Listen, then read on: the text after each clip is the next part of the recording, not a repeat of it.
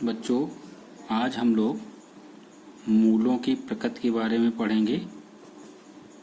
मूलों की प्रकृति। आपके पास द्विघात समीकरण ax square plus bx plus c is equal to 0, जहाँ a का मान 0 नहीं है और आपको पता है ABC वास्तविक संख्याएं हैं। वास्तविक संख्याएं हैं, ठीक है।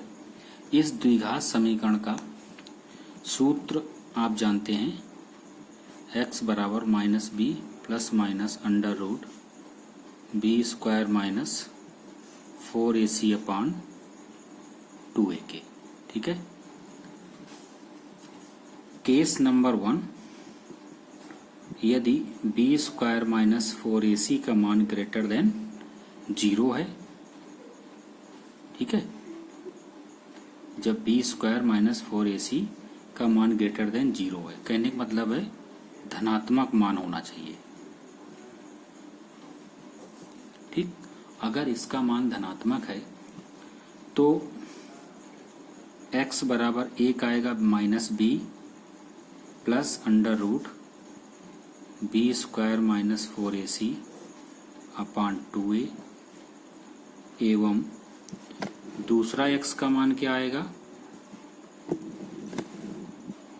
x बराबर minus B minus under root B square minus 4ac upon 2a, ठीक।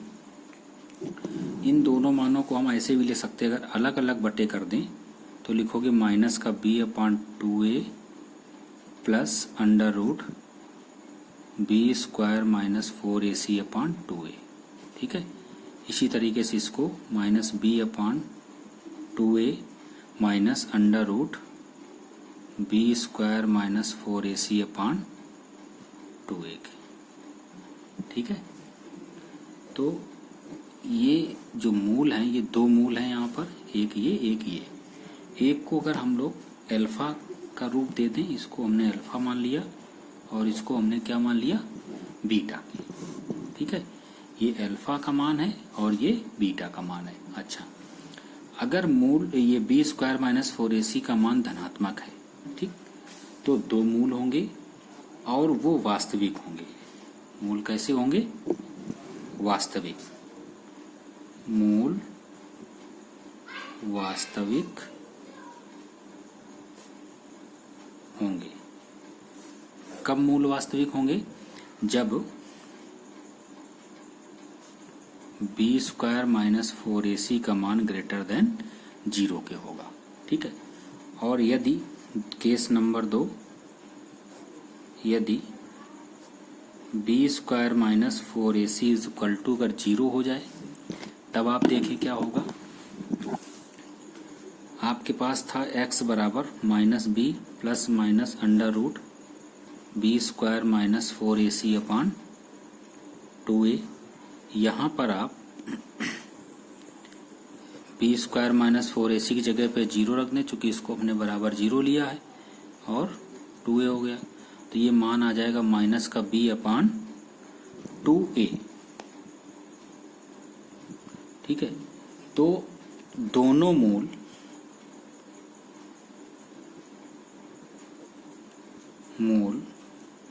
माइनस बी अपान 2a होंगे, या कह सकते हैं कि मूल समान है।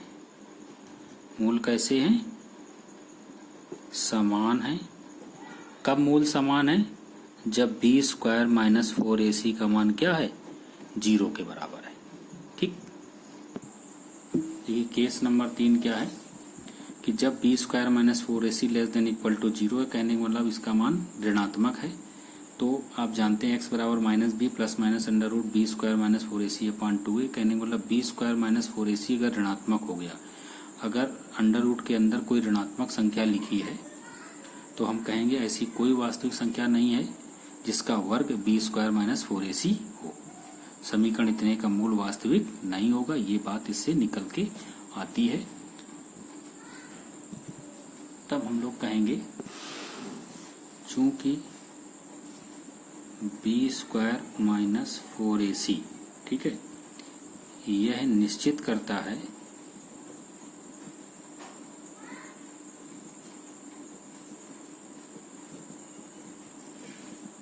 कि सब कुछ इसी पर दामोदमार है, इसी पर डिपेंड करता है कि इसका मान ऋणात्मक है तो ये होगा, धनात्मक है तो ये होगा, जीरो है तो ये होगा। तो बी स्क्वायर माइनस 4ac ये निश्चित करता है कि समीकरण ax square plus bx plus c बराबर 0 के मूल, ठीक है, वास्तविक हैं अथवा नहीं, ठीक है। इसलिए बी स्क्वायर माइनस 4ac द्विघात समीकरण का विविधकर कहलाता है।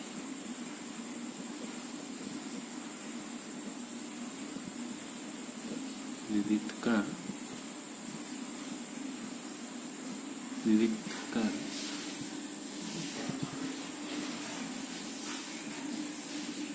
कहलाता है, ठीक है।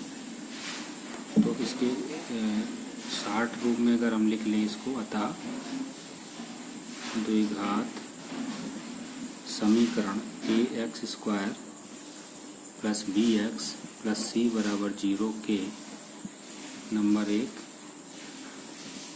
2 भिन्न भिन्न मीन्स अलग अलग वास्तविक मूल होते हैं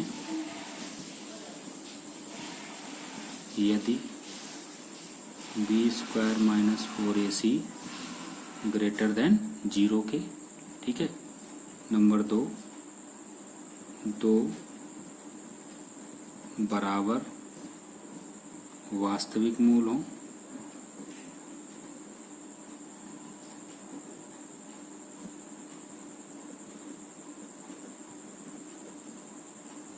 यदि बराबर कब आए थे, जब हम लोगों ने बी स्क्वायर माइनस 4ac को किसके बराबर किया था, 0 के बराबर। और तीसरी बात है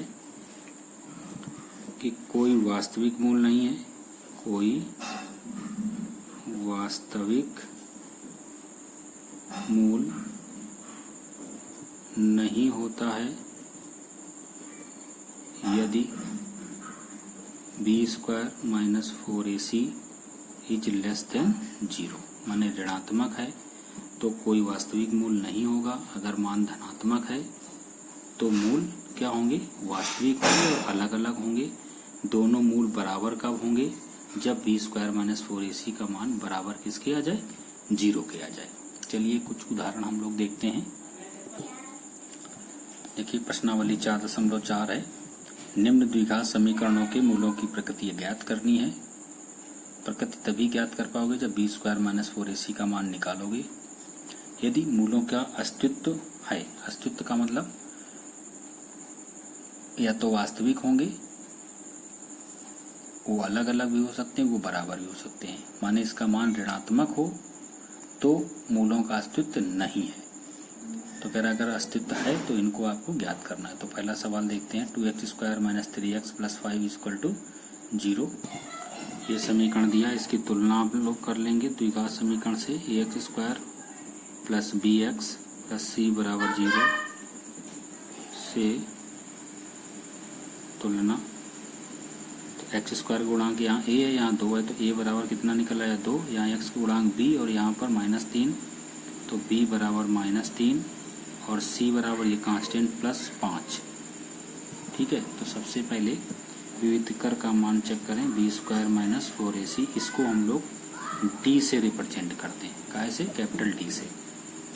तो बी स्क्वायर माने -3 का whole square minus 4 into a का मान 2 इंटू c का मान 5, तो -3 कवर करेंगे 9 आ जाएगा, 4 दूनी 8 पंचे 40 हो गया, माने माइनस का 31, ठीक है।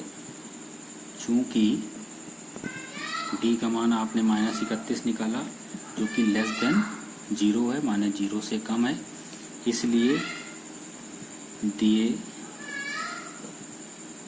गए समीकरण के मूल वास्तविक नहीं हैं। ठीक। अगला सवाल दिया है 3x² - 4√3x + 4 = 0। इसकी तुलना हम लोग ax² + bx + c = 0 द्विघात समीकरण से कर देंगे।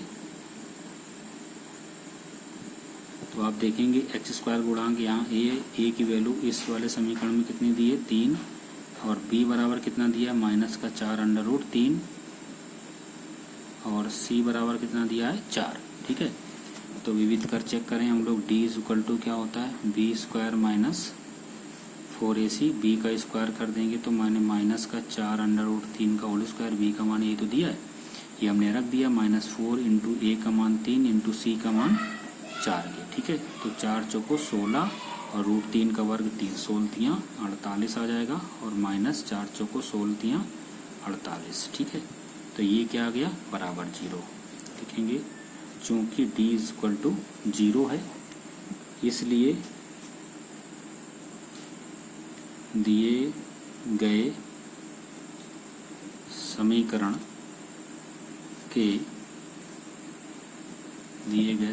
के कैसे मूल होंगे, बराबर के समीकरण के 2 बराबर वास्तविक मूल होंगे।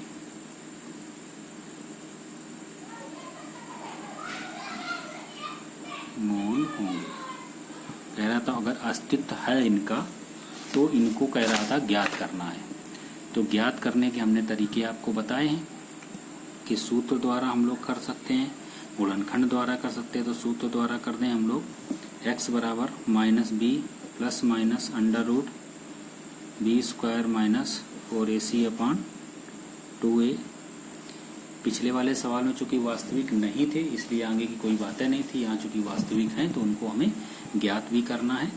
-b का मान आपको क्या पता है, b का मान यहाँ पता है -4√3, ये मान रख दीजिएगा -4√3 ± आपने b² - 4ac की वैल्यू कितनी निकाल दी है 0 के बराबर, तो यहाँ 0 रख दीजिएगा, बटे 2 × a का मान आपने क्या निकाला है 3 के, ये बराबर कितना दिया था 3, वो रख दिया हमने यहाँ पर।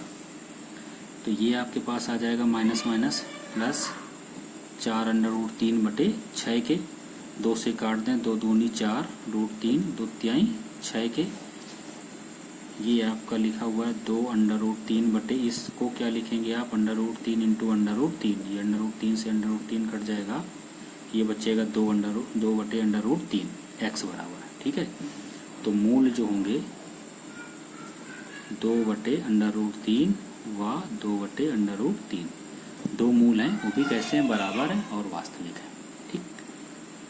तो ये सवाल समझ में आया होगा संभवतः। देखिए ये सवाल है, इसकी तुलना हम लोग ax² + bx + c = 0 से कर दें तो आप देखेंगे a बराबर 2 निकलेगा, b बराबर -6 और c बराबर 3। कांस्टेंट ये 3 लिखा, b का मान क्या है -6, a बराबर 2। सबसे पहले हमें d निकालना है, b² - 4ac। तो d की वैल्यू क्या है -6 का होल स्क्वायर -4 × a का मान कितना है 2 × c का मान कितना 3, माइनस का स्क्वायर करेंगे प्लस आएगा, 6 का वर्ग 36, -4 दूनी 8, त्रिका 24। ठीक है। तो ये आपके पास आ गया 12। चूंकि d > 0 है, 0 से बड़ा है ना मान इसका, इसलिए दिए गए समीकरण के मूल वास्तविक होंगे। भिन्न भिन्न भी लिख सकते, भिन्न भिन्न भी लिखेंगे इसमें, तो हमने सीधे सीधे लिख दिया मूल वास्तविक। अगर कह रहा था मूल जब वास्तविक हो तो उन मूलों को ज्ञात करना था, तो उन मूलों को ज्ञात करने के लिए आपके पास सूत्र है x बराबर minus B plus minus under root B square minus 4ac upon 2a के माइनस b का मान आप रख दें। b का मान आपके पास कितना दिया था -6, यहाँ पे रख दीजिएगा माइनस का 6 plus minus under root B square minus 4ac आपने कितना निकाला है, ये निकाला है 12, तो यहाँ 12 सीधे सीधे रख दीजिएगा। 2 इंटू ए का मान आपने सवाल में दिया था 2, तो ए का मान यहाँ 2 रख दीजिएगा। तो ये आपके पास आ जाएगा प्लस का 6 प्लस माइनस 12 को आप लिखेंगे 4 गुणा 3/4, ठीक। तो ये आ जाएगा 6 प्लस माइनस 4 का वर्गमूल 2 आ जाएगा, 3 का वर्गमूल मिलेगा नहीं तो अंडर रूट 3 लिख दिया बटे 4 के ये x बराबर। तो इसके मूल निकालने के लिए एक बार प्लस ले लें हम लोग, चूँकि 2 मूल होंगे, तो x बराबर 6 प्लस 2 अंडर रूट 3 बटे 4 के 2 ऊपर से कॉमन आ जाएगा, बचेगा 3 प्लस अंडर रूट 3 बटे 4 के 2 से काट दीजिएगा, तो ये आपके पास आ जाएगा 1/2 कामा 3 प्लस अंडर रूट 3। एक तो मूल ये हो गया, और माइनस चिन्ह ले लेंगे हम लोग जब, तो सिंपल सा x बराबर केवल यहाँ माइनस बन जाएगा, तो 1/2 3 माइनस अंडर रूट 3। तो जो मूल होंगे, मूल एक होगा 1/2 3 प्लस अंडर रूट 3 एवं 1/2 3 माइनस अंडर रूट 3, ठीक। ओके, इतनी बात समझ में आ गई होगी आपको।